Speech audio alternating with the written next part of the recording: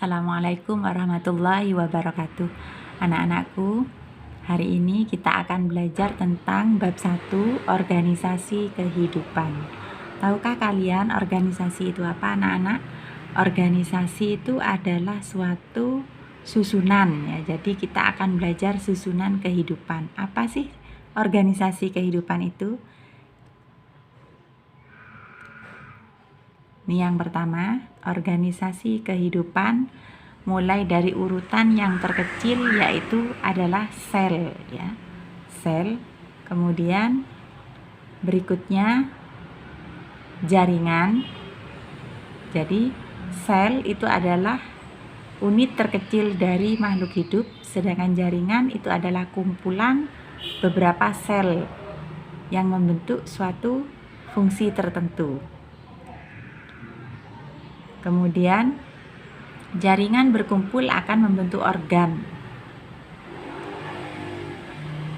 Kemudian organ akan berkumpul menjadi satu membentuk sistem organ. Kemudian berikutnya sistem organ akan menjadi suatu organisme, yaitu kita, manusia. Satu individu itu namanya organisme. Berikutnya, nah, ini anak-anak contoh dari organisasi kehidupan. Jadi ini ada di dalam lingkungan kita sehari-hari ya, mulai dari sel sampai dengan organisme.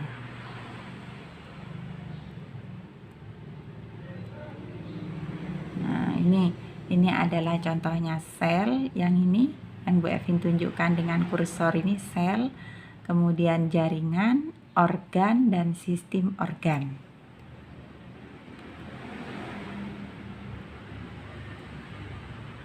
Kita akan belajar sel dulu.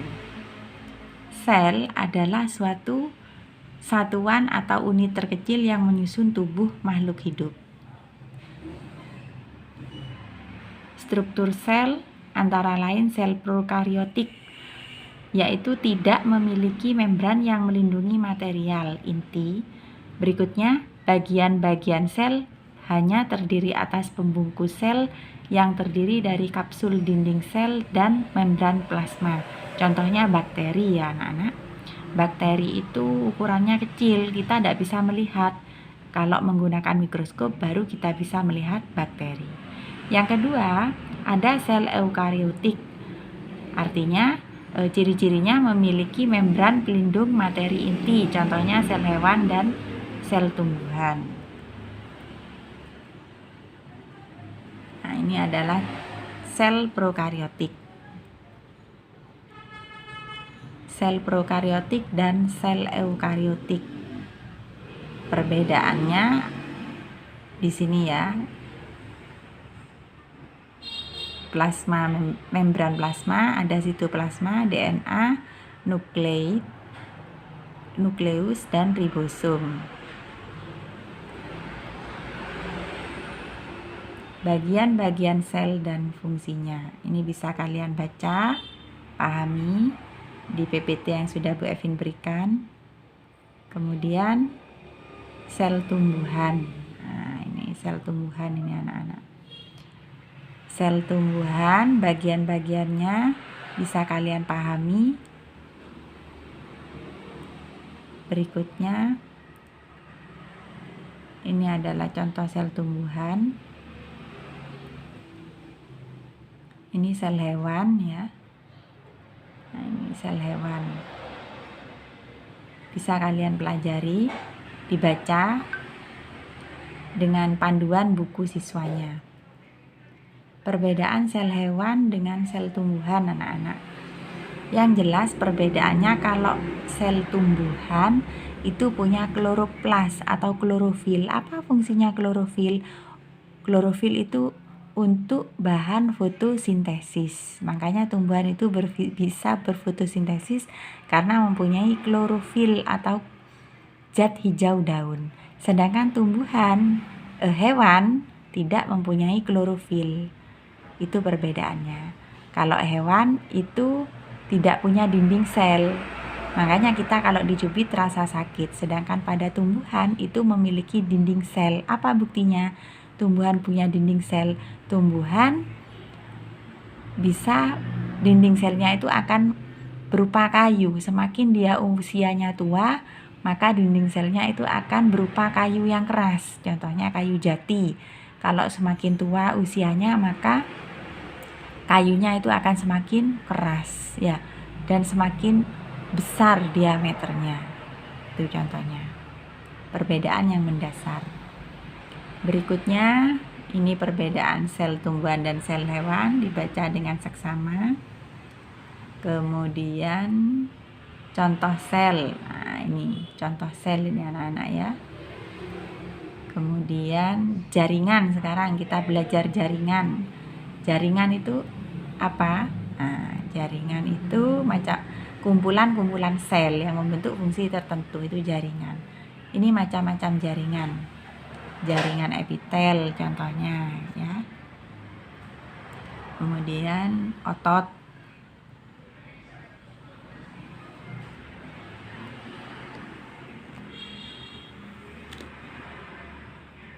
Ini jaringan ikat.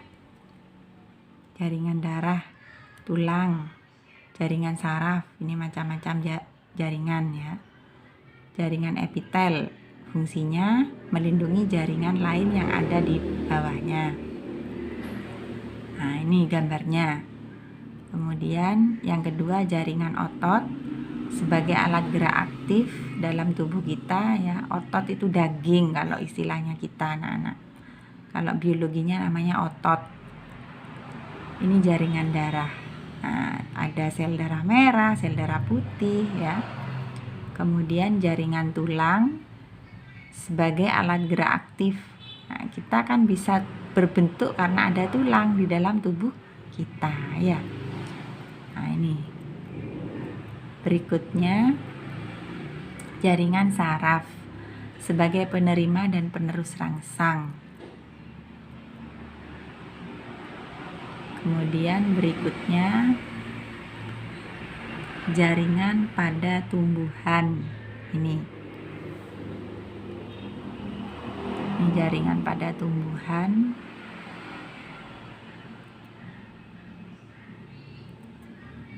Ini organ. Sekarang kita belajar organ. Kumpulan-kumpulan jaringan yang membentuk fungsi tertentu itu namanya organ. Contoh organ akar kalau pada tumbuhan, batang, daun itu organ ya. Kalau pada manusia itu contohnya jantung, lambung, mata itu contoh organ. Bisa kalian baca lagi bukunya. Kemudian ini sistem organ. Nah, kumpulan-kumpulan jaringan itu namanya sistem organ. Nah, ini berikut adalah sistem organ, organ penyusun dan masing-masing fungsinya. Nah, ini silakan dibaca anak-anak.